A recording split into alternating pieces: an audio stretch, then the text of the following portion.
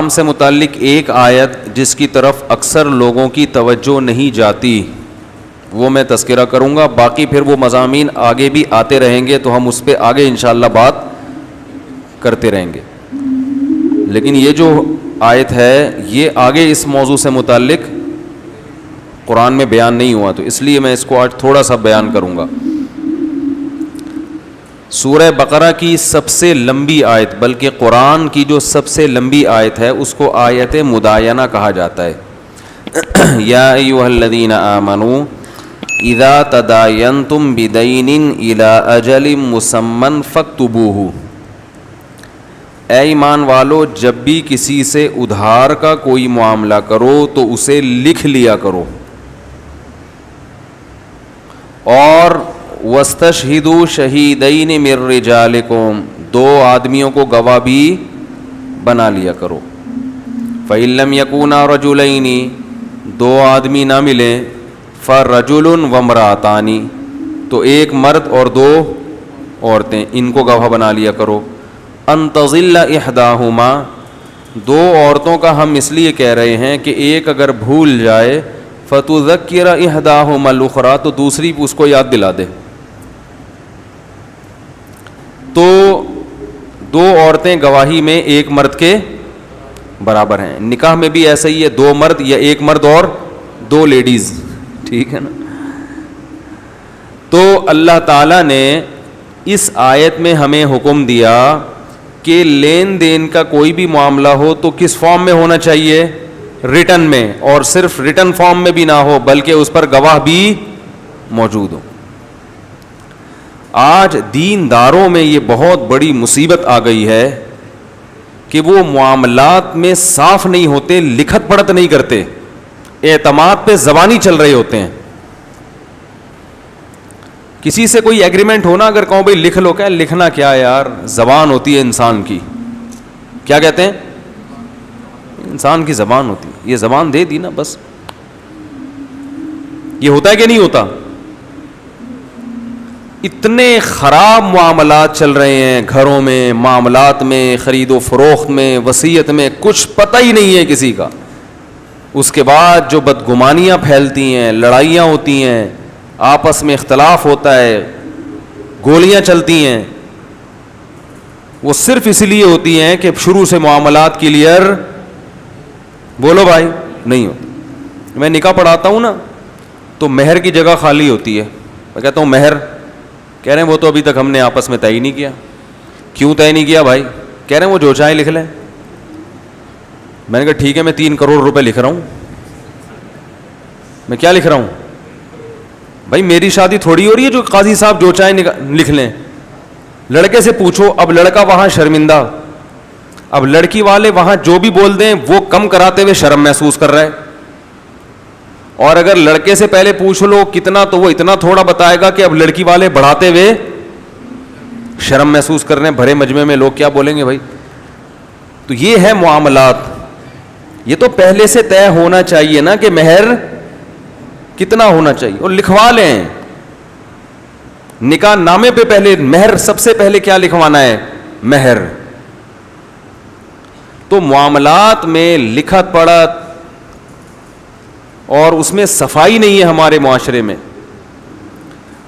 وراثت میں تو بہت ہوتا ہے. یہ جو قرآن کی آیت سمجھ میں آئی، نبی صلی اللہ علیہ وسلم نے ارشاد فرمایا، صحیح بخاری کی حدیث ہے کہ کسی مسلمان، کسی شخص کے لیے جو آخرت پر ایمان رکھتا ہو، اللہ رسول پہ ایمان رکھتا ہو، یہ حلال نہیں ہے کہ اس کے ذمے کوئی مالی لین دین ہو اور وہ لکھے نہیں اس کو، اور 3 دن گزر جائیں اس پر. مالی لین دین ہو اور 3 دن گزر جائیں اور وہ لکھے نہیں. بتاؤ آپ میں سے کتنے لوگ ہیں جنہوں نے اپنا سارا حساب و کتاب لکھا ہوا ہے اور اسے اپڈیٹ کرتے رہتے ہیں؟ میرا خیال ہے شاید ایک آدھ ہو. کوئی ہے تو ہاتھ کھڑا کرے ذرا. آپ نے لکھا ہوا ہے، آپ نے لکھا ہوا ہے، سب لکھا ہوا ہے. چلو 2-4 نکل آئے. آپ نے بھی لکھا ہوا ہے، میں نے بھی لکھا ہوا ہے الحمدللہ.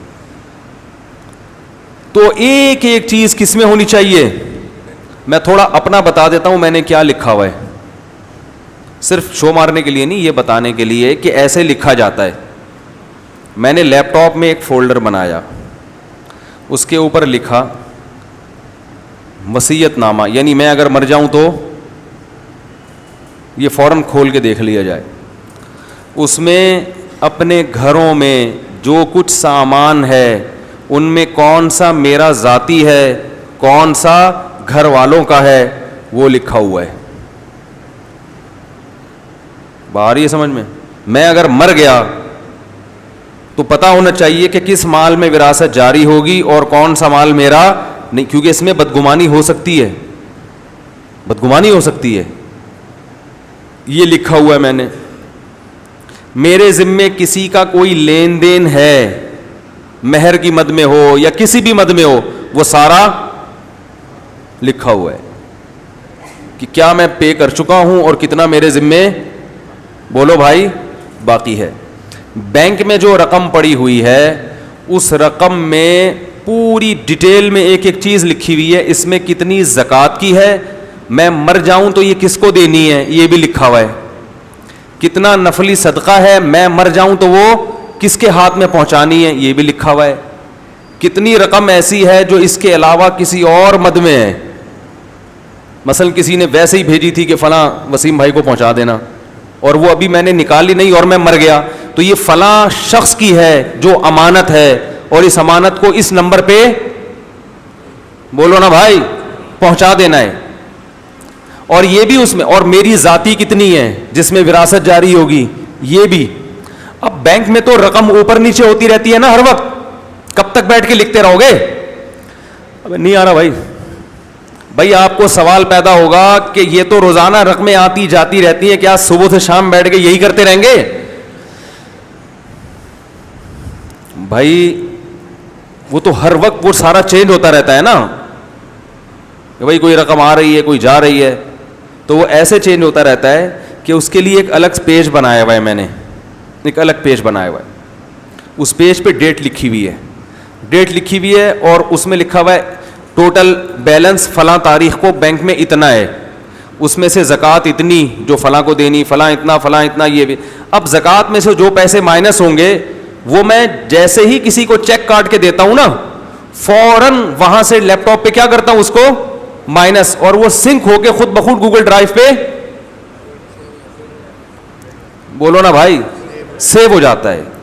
یہ ہو نہیں سکتا کہ میں نے کسی کو چیک کاٹ کے دیا ہو اور وہ وہاں سے مائنس اسی وقت نہ کیا ہو. نہیں آ رہی بات؟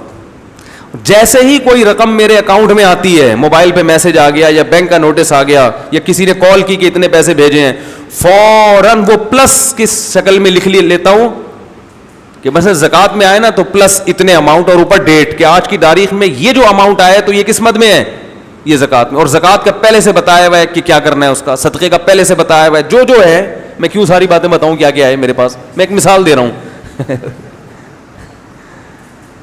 تو ایک وہ روزانہ ہوتا رہتا ہے روز کے حساب سے, اور وہ سنک ہو کے گوگل ڈرائیو پہ, اور گوگل ڈرائیو کا پاسورڈ اپنے کسی قابل اعتماد آدمی کو دیا ہوا ہے کہ میں مر جاؤں تو یہ پاسورڈ ہے, یہ فوراً کھول کے یہ فائل نکال لینا. نہیں آ رہی بات؟ آ رہی ہے الحمدللہ. اگر کوئی رقم گھر میں پڑی ہے, جیسے یہاں بھی تو بعض دفعہ کوئی آتا ہے نا زکوٰۃ کی رقم ہے, تو فوراً لفافے میں وہ ایک جگہ ہے وہاں رکھ دی, وہ جگہ آپ کو نہیں بتا سکتا میں, اور وہ اپنے خاص قابل اعتماد لوگوں کو بتایا بھائی میں مر جاؤں تو وہ یہاں بھی ہو سکتا ہے کچھ رقم, اور ہر لفافے پر لکھا ہوا ہے. اس میں سے اگر کچھ پیسے نکلیں گے تو وہ اسی لفافے پہ مائنس لکھا ہوا ہوگا, مائنس اس میں سے اتنے نکل چکے ہیں. آج ابھی اگر میرا انتقال ہو جاتا ہے نا, الحمدللہ, اللہ نہ کرے, لیکن اگر میرا انتقال ہو گیا تو الحمدللہ اس پر کہہ رہا ہوں کہ میرے گھر والوں کو, دوست احباب کو ایک چارآنے کے بارے میں بھی کنفیوژن نہیں ہوگی کہ یہ کہاں, بولو بھائی, پہنچانے. اور اگر کسی کی میرے پاس امانت پڑی ہوئی ہے, امانت کے طور پر بڑی رقم ہے یا چھوٹی رقم ہے, تو میں جس کے پیسے میرے پاس ہوتے ہیں اس سے بھی کہتا ہوں کہ اگر آپ مر گئے تو مجھے کوئی نمبر بتاؤ کہ میں یہ رقم وہاں تک پہنچاؤں. وہ کہتا ہے کیوں, میں تو جوان ہوں بھائی, میں نہیں مر رہا. میں کہتا ہوں کوئی بھروسہ نہیں ہے کسی کا, کوئی بھی کسی ٹائم آپ مر گئے تو آپ کوئی قابل اعتماد آدمی بتاؤ جس کو یہ رقم فوراً میں فون کر کے پہنچاؤں. کیونکہ جب بندہ مر جاتا ہے نا تو اگر اس کے کسی رشتے دار کو پکڑا دو تو وہ ایسے پی جائے گا, وہ بتائے گا ہی نہیں کسی کو, وہ کھا جاتا ہے. تو کسی کی امانت میرے پاس رکھی, میں کہتا ہوں آپ اپنے خاندان کا ایسا آدمی بتاؤ, کیونکہ جس نے امانت رکھوائی اس کو پتا ہے اور مجھے پتا ہے کہ اس کی امانت میرے پاس, کسی تھرڈ پرسن کو نہیں پتا ہوتا. تو میں کہتا ہوں ایسا تھرڈ پرسن مجھے بتائیں کہ اگر آپ مر گئے, اور کسی بھی وقت کوئی بھی مر سکتا ہے, تو ایسا قابل اعتماد ہو کہ وہ آپ کی وراثت آپ کے بچوں میں شریعت کے مطابق تقسیم کر لے, وہ کھانے والا نہ ہو. تو وہ ڈھونڈ کے تلاش کر کے بتاتے ہیں, نمبر دیتے ہیں مجھے, وہ نمبر میں سیو کرتا ہوں اس کا, اور وہ بھی گوگل ڈرائیو پہ, ہر چیز گوگل ڈرائیو پہ سیو, اور اپنے خاص معتمد لوگوں کو اس کا پاسورڈ. آپ کہیں گے بھائی وہ تو آپ کی پرائیویسی کی, تو پرائیویسی کے لیے الگ گوگل ڈرائیو بنا لو. ایک گوگل ڈرائیو پہ گورنمنٹ کی طرف سے کوئی پابندی تھوڑی ہے کہ ایک آدمی ایک ہی بنا سکتا ہے, نہیں یاری بات میرا خیال ہے. تو ایک ایک چیز کیا ہونی چاہیے آپ کی لکھی ہوئی. ایک بہت بڑی گڑبڑ یہ ہوتی ہے, یہ تو قرآن کی میں بھی آیت کا ترجمہ کر کے بتاؤں گا تو آپ کو پتا چلے گا کہ اللہ نے لکھت پڑھت کا کتنی تاکید کے ساتھ حکم دیا ہے, معمولی نہیں ہے. تمام ایگریمنٹ کیا ہونے چاہیے لکھے ہوئے. اب جھگڑے آتے ہیں, یہ کیا ایگریمنٹ ہوا تھا بھائی تمہارا, اس سے کہہ رہا ہے اس نے میرے کو یوں بولا تھا, اس وقت تو یہ ایسے کر رہا تھا, ابھی میرے کو یوں بولا تھا. میں کہتا ہوں کیا ثبوت ہے بھائی, ثبوت کسی کے پاس کچھ بھی نہیں ہے. آج کل یوٹیوبرز جو ہے نا ان کے آپس میں بڑے پھڈے ہو رہے ہیں, وہ تو نے میری ویڈیو کیوں استعمال, تو نے اوے ہم نے تو تیرے کو اتنا پروموٹ کیا, اب تو ہمارے پاس, ابے یہ تو بھائی کوئی ایگریمنٹ ہوا تھا آپس میں, نہیں ہوا نا, تو بس جو مرضی کر رہا ہے پھر کرے. کہہ رہے ہم نے تو یوں کر دیا, تم نے جو یوں کیا تھا تو تم نے پوچھ کے کیا تھا, تم نے کوئی ایگریمنٹ کیا تھا پہلے. یہ کیا ہوتا ہے دیکھو گھروں میں, بڑا بھائی کیا کرتا ہے, وہ گھر کے اوپر پورشن بناتا ہے چھوٹے بھائیوں سے پوچھے بغیر. ابا کی وراثت کے پیسوں سے کیا ہو رہا ہے, اوپر ایک اور پورشن بن گیا, اس میں کچن بنا دیا, یہ کر دیا. سارے چھوٹے دیکھ رہے ہوتے ہیں, ابا کی وراثت کا جنازہ بولو بھائی نکل رہا ہے. پھر کچھ دنوں بعد چھوٹوں کو خیال آتا ہے ابا کی وراثت, ہمارے ایک عدد ابا ہوا کرتے تھے, ایک عدد ہمارے ابا ہوا کرتے تھے. سنا ہے وراثت, وہ تو اس وقت تو ناسمجھ ہوتے ہیں نا وہ. تو پھر بڑا کیا بولتا ہے, یہ سب میں نے کس کے لیے کیا ہے, تمہارے لیے کیا ہے. اب مفتی سے پوچھتے ہیں, مفتی کہتے ہیں اپنی جیب سے تاوان بھرے گا یہ. وہ کہتے ہیں میں نے تو ان لوگوں کے لیے کیا, تو آپ نے ان سے پوچھ کے کیا تھا اور اگر پوچھ کے بھی کیا تھا تو یہ بتایا تھا کہ یہ تمہاری وراثت ہے جو تمہیں ملنے چاہیے تھی, لیکن میں اس سے اوپر پورشن بنا رہا ہوں. اتنی وضاحت کی تھی. پوچھ کے بھی کرتے ہیں لیکن ان بیچاروں کو کیا پتا. یہ سب بدماشیاں ہو رہی ہیں گھروں کے اندر, قرضے تقسیم ہو رہے ہیں. ابا کا انتقال ہو گیا تو فلانے کا قرضہ اتار دیا, ابا کا انتقال ہو گیا بڑی بیٹی کی شادی کر دی, اس سے پوچھے بغیر باقی وارثوں سے. تو یہ سب برائیاں ہیں معاشرے میں جو قرآن کی اس آیت کا پر عمل نہ کرنے کی وجہ سے ہیں. دلوں میں بغض پیدا ہوتا ہے, لڑائی پیدا ہوتی ہے, پتہ ہی نہیں چلتا. کئی لوگ ایسے آج مر جائیں نا تو کسی کو پتہ ہی نہیں ہے کہ یہ کس کا کتنا قرضہ ہے. قرض خواہ کھڑے ہوتے ہیں, کچھ جھوٹے بھی آئے ہوئے ہوتے ہیں لائن لگا کے, کوئی دستاویز ہی نہیں ہے, کچھ ہے ہی نہیں کسی کے پاس.